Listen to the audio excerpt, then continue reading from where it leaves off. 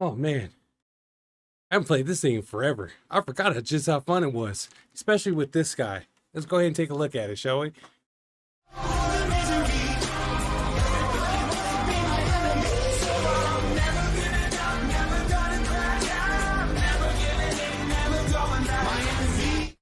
Hey, what's going on, Sixers? I'm your host, Sigma 6. Today, we're going to be taking a look at the Kobra Wolverine DMR Gunstock here on the weapons bench. Using this gunstock was the first gunstock I ended up using in Maraksot78's first ever gunstock giveaway. This right here is like the very first one that I've actually did, and this gunstock actually arrived like 2 days before the tournament, and this thing has gone through a lot of changes since then, mainly cosmetic. So in this video, we're going to be doing something a little bit different. We're not going to be doing a whole entire weapon breakdown, typically how I did with the other two gunstocks that I ended up doing, which was the Maglock Ultra and the Maglock Pro. Since this one has a lot of the same working parts and pieces, just different configurations somewhat compared to what I've done with the other gunstocks that I ended up reviewing previously on this channel. Today we're going to be taking a look at some gunplay that we're going to end up doing with some of the video games that I have for it, and then we're going to be talking about the inspiration that I ended up using when I first customized it, and when the whole thing that got me into customizing gunstocks in the first place.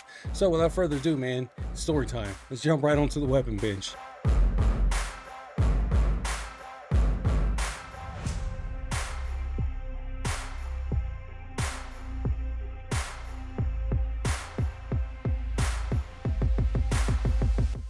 Now that the cinematics are done and out of the way, now we can start taking a look at some of the customization that went into this gunstock, not just by my hands, but also by Falandorn. This gunstock right here was the premier base that led to all the future development gunstocks. So when I was upgrading, I was looking at all these videos on, different type of gunstock brands, where they were based from, the reputations, all that. I put a lot of research into developing the idea of what I wanted my ideal gunstock to be, and then I came across Maraksot's video. This is the very first video that I've actually ever come across from Maraksot that even led me down the rabbit hole of even finding the Kobra VR Gunstocks. And the Mark II has a lot of things that moved into this DMR Wolverine gunstock. Now there was a Mark III that was planned, and I think only a slight, small amounts of them were actually given out, where the Mark III ended up having a bar that ended up riding up over the bridge piece here of the tracking ring and ended up connecting downwards. Moving back over to the DMR, I think the DMR was one of the cooler gunstocks that actually came out, and I was so proud of this thing when I actually got it. Not to say that I'm still not proud of it now. I will never get rid of this gunstock. It is super small, it's lightweight, even with the customizations that I have on it, and I have a blast running this thing. Namely, we're going to start off with the buttstock. Now the buttstock that I have here, I'm so sorry, I know people are so tired of me saying this. Unfortunately, unless you know somebody or unless you can get a hold of an STI file to where you can print a buffer tube, or you can make one yourself, that's the only way that you'll be able to run these, mil-spec buffer tubes. This right here is a Krydex buffer tube. The original buttstock that came with this, which is a cool story about this gunstock, you'll see some of the silver trimmings like the bolt release assembly here, and on the opposite side you'll see the dust cover and the bolt group will be colored in silver. And one of the cool things about that is that when I bought this gunstock, it came with I think it came with like 4 different options. It was all black, it was black and white, and then I believe it was a tan option, and then it was a black and silver. Later, after the video that Brian ended up doing for the gunstock giveaway to win the Mark III before it had came out, which eventually came into the full-blown version of what the Viper turned out to be, even though the Viper has its own set of design challenges, which I'll get in that when I cover the next video. But this one, when I ordered it in black and silver, Jay ended up telling me that this gunstock ended up having a unique feature, given at the fact that this silver gunstock filament at the time was really expensive. And it's not just silver, but it's silver flake. Ultimately became like a limited edition gunstock. So the cool design about the buttstock here, the original buttstock, is that from the Mark II to the DMR, there was a lot of different design decisions. So This was the first gun stock, at least the first gun stock to my knowledge, that FAL ended up using a quick release system. So what a quick release system does, it allows the butt stock to slide from a modular smaller form to a larger form if you extend the butt stock out. This is the butt stock that led me down the rabbit hole of customizing gun stocks, especially from the ones from Kobra VR. Now, the ones that I originally had didn't have this configuration with the pop-up front and back sights. It didn't have the the adjustable 2-mount system. Brian ended up doing this with his Maglock Ultra. So ever since then, I printed another set. Since I took it off of my new Ultra that I have, I ended up putting it onto this. Ever since then, I'm gonna keep this current setup for it.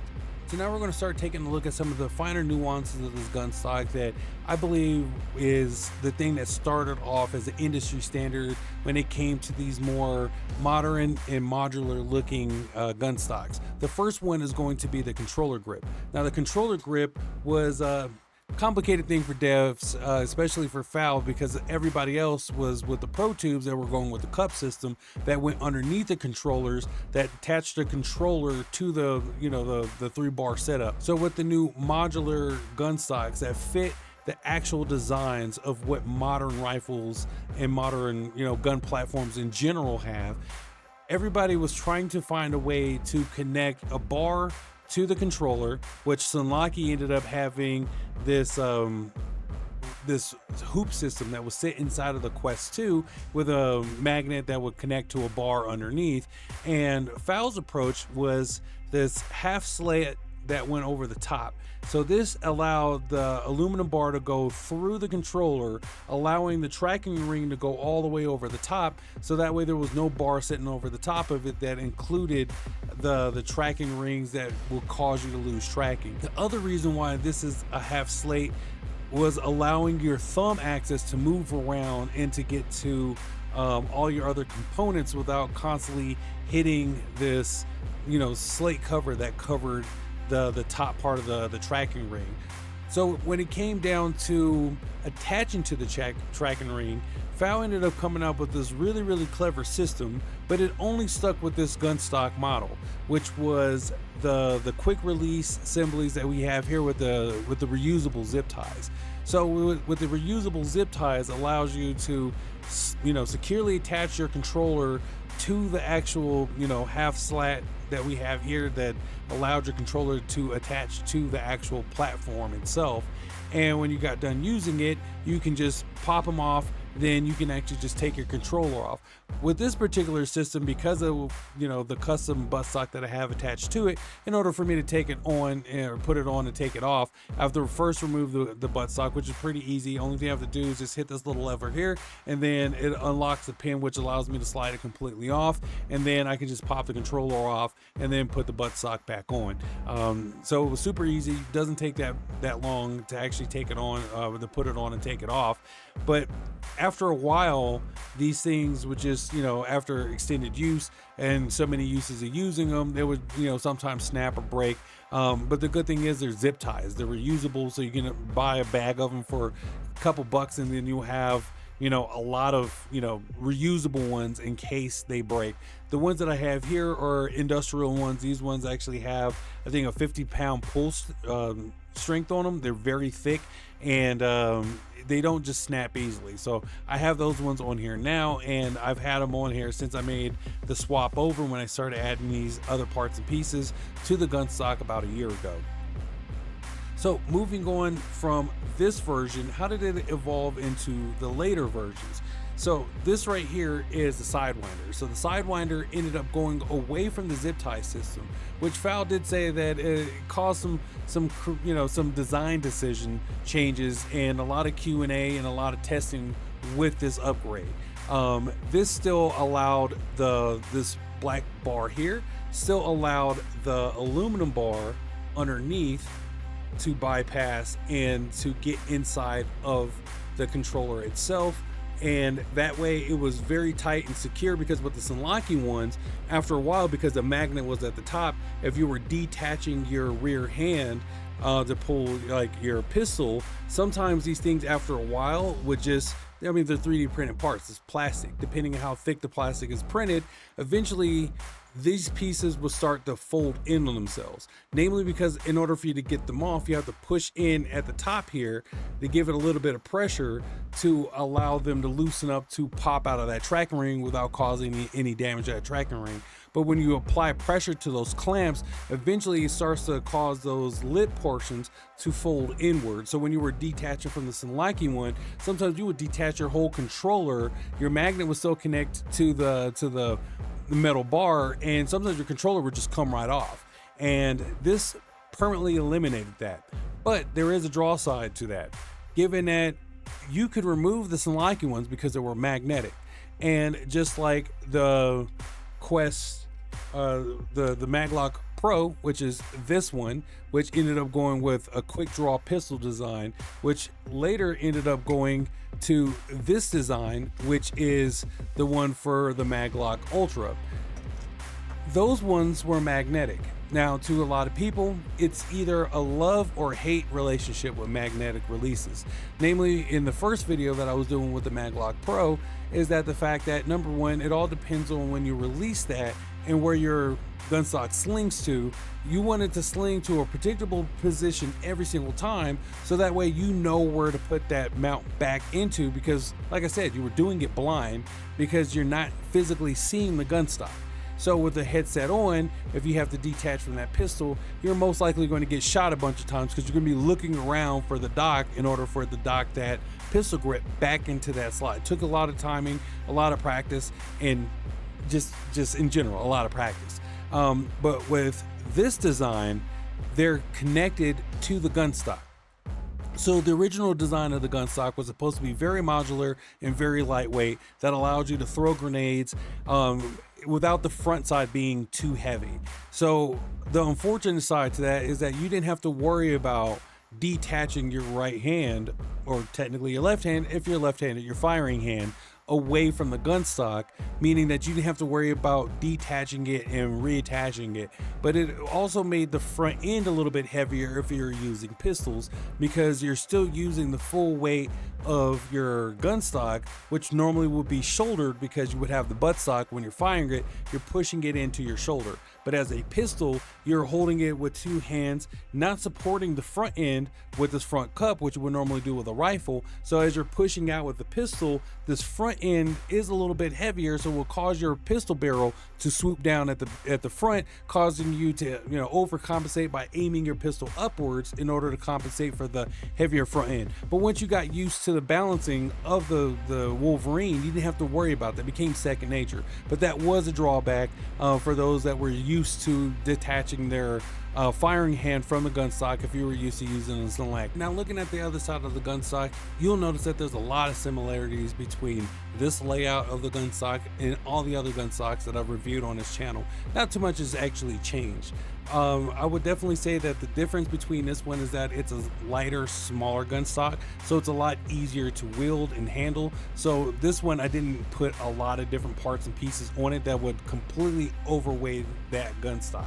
Namely because of the fact that this right hand does not move off of the gunstock. So like if I'm drawing down on a pistol, it does make the front side of the gunstock heavier. So all the pieces that I have here are very inexpensive pieces. A lot of these parts here, like these front and sight posts, are made out of plastic, and then the dual scope systems that we have here are the 3D printed versions, and I do have a flashlight that's printed down at the bottom. Now all the other gun stocks, the flashlight is down on the right hand side, namely because of how I'm aiming down on the sights. My left hand, which is normally gripping this portion, my thumb is on the outside of the controller, which gives me better access to the actual flashlight. So this flashlight, on the other hand, I have on the right hand side. It's a very different way of putting it through, and you would normally have to activate it beforehand or after if you're actually using it in an actual tactical situation. But in this one, the reason why I did that is because on the opposite side, how this piece attaches to the lower Picatinny rail underneath the gunstock, it doesn't give me enough room to actually attach it on the opposite side. And just because of how the bracket is, and because of that, I don't have it on a canted rail, which on my other gun stocks, I have a canted rail on the Picatinny rail that comes off the side. This one, I don't have a Picatinny rail, namely because this aluminum bar that sits all the way through here runs the full entire length of the gun stock, which actually gives this really cool look of being the optical illusion of actually having a full chrome rifled barrel, which actually insinuates with the silver tip here, which a lot of the gun stocks that Kobra comes out with now, of course, now comes with the orange tips, namely because you don't want to think that you're walking around with a real, firearm and law enforcement takes you for, whatever reason and double taps you by accident. So we don't want that. So, I don't take this thing outside, namely because of that barrel, and it looks real enough as a real rifle from a distance, to the point to where if I do take it out, I have gun cases, I do have Pelican cases, and all that other stuff that I do move any of the stuff around with. So even though that this is a controller adapter, if it looks real enough, treat it real enough, because to the untrained eye, people may confuse it as a real firearm, and the last thing that you need is legal matters on your hands. So keep that in mind. So aside from that, I ended up not putting a Picatinny rail on this because it would have caused me to drill holes into the aluminum strut bar at the front, and I didn't want to do that. So in order for me to attach a flashlight to it, I had to attach it from the bottom, which allowed me to put a canted rail at the bottom here and then attach the flashlight on this end here. So that's the only main reason why that flashlight module is on the right hand side and not versus on the left hand side that you will see on all the other gun stocks that I've had, including the upcoming one that I'm going to be reviewing next. All right, I get it. That's enough tech talk for this video. So in the last video, I'm completely aware that I didn't give any gameplay footage of me using the Maglock Ultra. That was because I ran out of time, because I didn't want to make those videos too long, given that I did have to do the giveaway intro and do the comparisons between its predecessor, the Maglock Pro, and the Maglock Ultra. So after the end of that video, I kind of figured that since those two gun stocks are improvements on one another, that went from using the Quest Pro controller to the Quest 3 controller, I figured that using that gun stock to showcase a lot of the highlights and the videos of the gunplay of that one was going to be very similar to that of the Maglock Pro. Same thing is going to be with this one, but because of the fact that these videos are a little bit shorter, I have a bunch of gameplay footage for you. So if you want to sit back and see how this thing handles in a real world situation when you're using it in VR, now's your chance. Have fun, sit back and enjoy, and I'll catch you at the end of the video.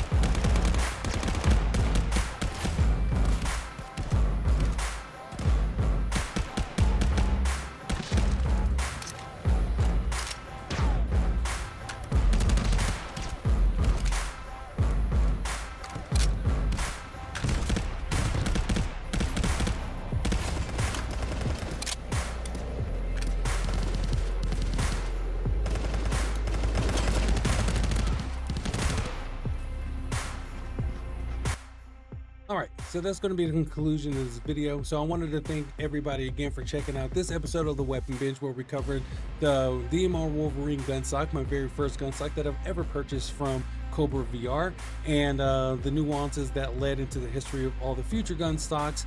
And I hope everybody enjoyed the highlight reel that we ended up doing for the gameplay footage while using that gun stock. The next gun stock that's going to be on the Weapon Bench is going to be this guy, the Viper. The Viper is one of the most used gun stocks that I put the most hours into. And not only that, I designed the logo. Who knew, right? So aside from that, I'll catch up with you guys with the next video. And as usual, Sigma's got you 6. Take good care of yourselves. Be good people. Over and out.